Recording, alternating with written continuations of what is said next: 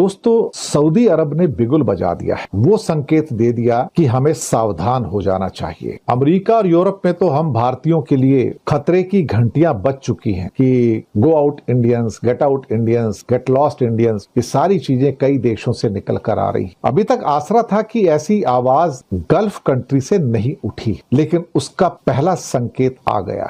बड़ा संकेत है, पढ़ सको तो पढ़ो। गल्फ से संकेत क्यों आया? सोचने वाली बात। क्यों आया? विचार करने की बात। पिछले कुछ वर्षों से एक बात तो 100% कंफर्म हो गई थी कि भारत का झुकाव इजराइल की तरफ बहुत ज्यादा होता गया और कई किस्म की कोलैबोरेशंस हुई, बातचीत हुई। इजराइल ने ना सिर्फ ਜਿਹੜਾ ਉਸ ਨੂੰ ਜਸਟੀਫਾਈ ਕੀਤਾ ਕਤਰ ਦੇ ਉੱਤੇ ਹਮਲੇ ਨੂੰ, ਕਤਰ ਨੂੰ ਕਿਹਾ ਜੀ ਇਹ ਫਾਈਨੈਂਸ ਕਰ ਰਿਹਾ ਰਹਿਣ ਲਈ ਹਮਾਸ, ਉਹਨੇ ਕਿਹਾ ਜੀ ਜਿੱਥੇ ਵੀ ਹੋਣਗੇ, ਜਿੱਥੇ ਵੀ ਹੈ ਅਸੀਂ ਐਟ ਵਿਲ ਜਿੱਥੇ ਮਰਜ਼ੀ ਅਟੈਕ ਕਰ ਸਕਦੇ ਕਿ ਜੇ ਸਾਊਦੀ ਅਰੇਬੀਆ ਔਰ ਪਾਕਿਸਤਾਨ ਦੀ ਇਹ ਡੀਲ ਹੁੰਦੀ ਹੈ ਕਿ ਜਿਹੜਾ ਤੁਹਾਡੇ ਤੇ ਹਮਲਾਵਰ ਹੈ ਉਹੀ ਸਾਡੇ ਤੇ ਵੀ ਅਸੀਂ ਮੰਨਾਂਗੇ ਔਰ ਵੀ ਆਰ ਸਟੈਂਡਿੰਗ ਟੂਗੇਦਰ। ਲੇਕਿਨ ਇਸ ਸਾਰੇ ਦਾ ਇੱਕ ਇੰਪੈਕਟ ਤਾਂ ਉਹ ਅਮਰੀਕਾ ਦੇਖੇਗਾ ਕਿ ਵੀ ਕਿਵੇਂ ਜਿਹੜਾ ਇਹ ਸਾਰੇ ਨੂੰ ਉਹਨੇ ਡੀਲ ਕਰਨਾ। ਪਰ ਜਿਹੜੀ ਸਭ ਤੋਂ ਜ਼ਿਆਦਾ ਸ਼ੌਕ ਵੇਵਸ ਨੇ ਜਾਂ ਸ਼ੈਲ ਸ਼ੌਕਡ ਹੈ ਇੰਡੀਆ। ਉਹਨਾਂ ਨੇ ਐਕਸਪਰਟਸ ਨੇ ਜਾਂ ਦੂਜਿਆਂ ਨੇ ਪੁੱਛਣਾ ਵੀ ਸ਼ੁਰੂ ਕਰਤਾ ਹੈ ਕਿ ਇਹਦਾ ਮਤਲਬ ਇਹ ਹੈ ਕਿ ਵੀ ਜੇ ਕੱਲ ਨੂੰ ਭਾਰਤ ਪਾਕਿਸਤਾਨ ਜੰਗ ਹੁੰਦੀ ਹੈ ਔਰ ਇਹ ਡੀਲ ਤਾਂ ਇਹੀ ਹੈ ਕਿ ਵੀ ਜਿਹੜਾ ਤੁਹਾਡੇ ਤੇ ਹਮਲਾ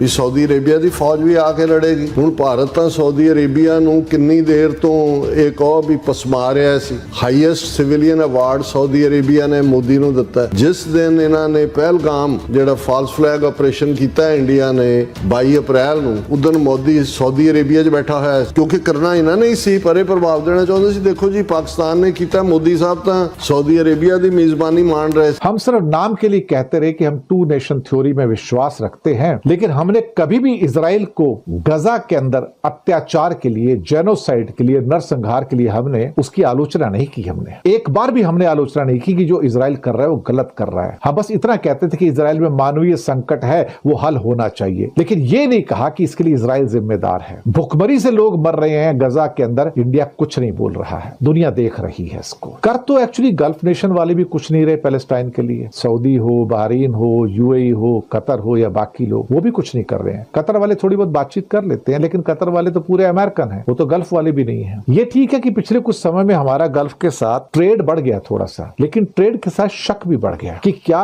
इंडिया के साथ भरोसा किया जा सकता है। और उसका पहला बड़ा संकेत कि इंडिया का जो इजराइल की ओर झुकना है वो सऊदी अरब से आता है। सबसे रिच, सबसे पावरफुल ओआईसी का चीफ भी कह सकते हो। और सऊदी अरेबिया को अनक्राउंड किंग कहा जाता है मुस्लिम वर्ल्ड का। अनक्राउंड किंग, मक्का मदीना भी है वहां पर और पैसा भी बहुत ज्यादा है। इस बात की कुल बुलाहट थी उनके अंदर कि इंडिया धीरे धीरे धीरे धीरे इजराइल की ओर जा चुका है, तो उस पर भरोसा नहीं किया जा सकता। तो क्या इंडियंस पे भरोसा किया जाए? 26 लाख इंडियन हिंदुस्तानी सऊदी अरब में काम करते हैं। 90 लाख इंडियन अप्रोक्सीमेटली पूरे गल्फ में काम करते हैं और अच्छे खासे पैसे भेजते हैं। $50 बिलियन से ज्यादा पैसे गल्फ से हर साल रेमिटेंस के रूप में इंडिया के पास आते हैं। ये इंडिया की इकोनॉमी की बैकबोन है। अगर हमारे पास ये $125 बिलियन की रेमिटेंस ना आए तो हम तो लुट जाएंगे भाई साहब, बर्बाद हो जाएंगे। मैं आपको बताऊं, क्योंकि हम तो बाकी चीजों में तो ऑलरेडी हम माइनस में जा रहे हैं, गुड्स में माइनस में है, थोड़ा बहुत सर्विसेज में प्लस में है, तो ये सब चीजें हैं यहाँ पर। लेकिन 26 लाख भारतीय इस समय उनके ऊपर अब तलवार लटकनी शुरू हो गई है। 2023 और 2024 के बीच में करीब 2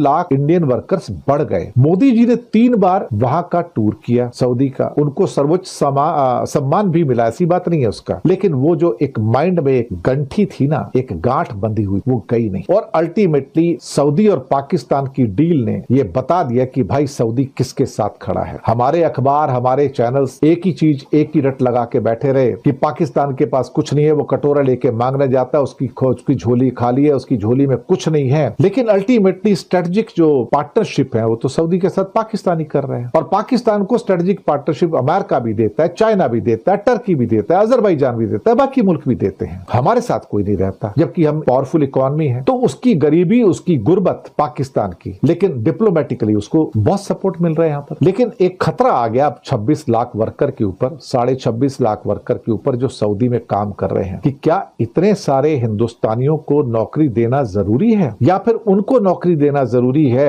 जो इस्लामिक वर्ल्ड से हैं, चाहे पाकिस्तान से हैं या किसी और मुल्क से हैं। एक कहीं ना कहीं एक गांठ गांठ तो बंद गई सऊदी में, अदरवाइज सऊदी इतना बड़ा डिसीजन नहीं लेता था साहब। और ये 26 लाख लोग सोचेंगे कि क्या इसके बाद इनको री एंगेज किया जाएगा, इनका जब कॉन्ट्रैक्ट खत्म हो जाएगा तो क्या उनको वापस भेज दिया जाएगा। लेकिन संकेत मिलने शुरू हो गए कि सऊदी फिर से मुड़कर इंडिया से दूर हो गया है, और जब इंडिया से दूर होना शुरू हो गया है पाकिस्तान के साथ डील करके, तो हमारे जो प्रोफेशनल्स हैं, हमारे जो वर्कर्स हैं, व्हाइट कॉलर वर्कर हो या ब्लू कॉलर वर्कर हो या मजदूर हो, उनके लिए शायद आने वाले दिन अब मुश्किल वाले दिन है। उन्हें सोचना पड़ेगा कि सऊदी जाए या नहीं जाए, क्योंकि पता नहीं अब सऊदी की पॉलिसी कब बदल जाए। अगर इंडिया को यहां पर वो अंधेरे में रख के पाकिस्तान के साथ डील कर सकता है तो इंडिया को एक मैसेज मिल रहा है कि नहीं भाई, आपका सऊदी अरब में स्वागत नहीं है, we don't welcome you, I don't trust you, I rather trust Pakistan and maybe other Muslim countries but not India. और उसका एक बहुत बड़ा कारण शायद ये भी है कि इंडिया की इजराइल के साथ कुछ ज्यादा ही गठबंधन हो रहा है, और मे बी कुछ अदर रिलीजियस रीजंस हो सकते हैं जो नाराजगी हो सकती है उसकी, कि इंडिया में जो एक तरह से जो भगवाकरण हो रहा है, उस भगवाकरण को ये सारे के सारे जो मुल्क हैं, जो इस्लामिक मुल्क हैं, देख तो रहे हैं वो। हालांकि वो भी कट्टर हैं सारे, वो भी फेनेटिक हैं, लेकिन शायद उन्हें हिंदुस्तान की सोसाइटी में फेनेटिसिज्म नहीं चाहिए, उन्हें यहाँ पर एक उदारवादिता चाहिए। और यहाँ का जो कट्टरपन है, जो भगवा कट्टरपन है, वो शायद बहुत देशों को परेशान कर रहा है, वेस्टर्न वर्ल्ड को भी परेशान कर रहा है। सच बात तो ये है। मुझे लगता है कि गल्फ के अंदर जो 90 लाख वर्कर हैं, उनके लिए भी खतरे की घंटियां यानी कि वार्निंग